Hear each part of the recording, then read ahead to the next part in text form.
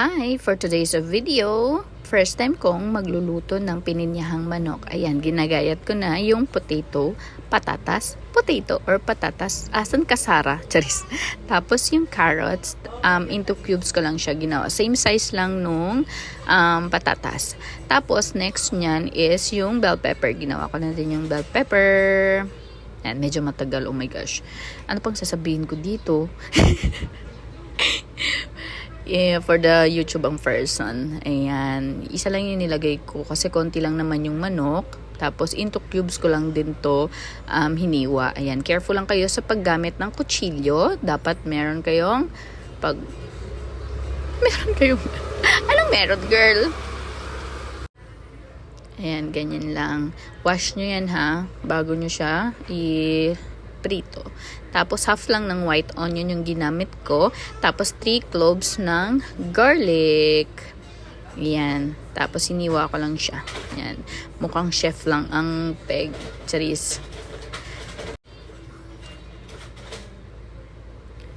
And then, yung next naman, may binili pala akong sa Shopee. Ito, yan. Yung pampitpit ng karne. Pwede din pang pitpit ng garlic para hindi na sumakit yung kamay ko. Kasi pag kutsilyo yung ginamit ko, kailangan ko ng full force para i-ano yun. Ayan, tapos na tayo sa garlic. So, next naman is yung complete pala natin na ingredients is pineapple juice, also yung tidbits, and yung evaporated milk. Ayan, prinito ko lang pala yung carrots, potatoes, and bell pepper para mamaya hindi na siya masyadong matagal doon sa ano. Tsaka nakakita ko rin sa video na pag prinito daw, hindi mabilis masira yung pagkain. Ayan, minarinate ko lang pala yan sa pineapple juice, tapos pepper, and ano yung isa?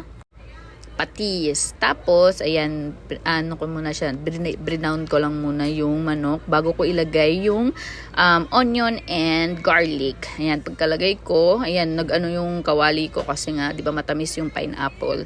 Mabilis siyang luto. Tapos, simmer niya lang. Tapos, yung marinate pala ng kaninang binabad ko, yan din yung nilagay kong sabaw. Then, sinunod ko na din yung gulay para maano na sila, lumambot na kasama nung chicken. Tapos nag-add din pala ako ulit ng patis. And ayan, nilagay ko na yung evaporated milk. Tapos simmer hanggang sa yan.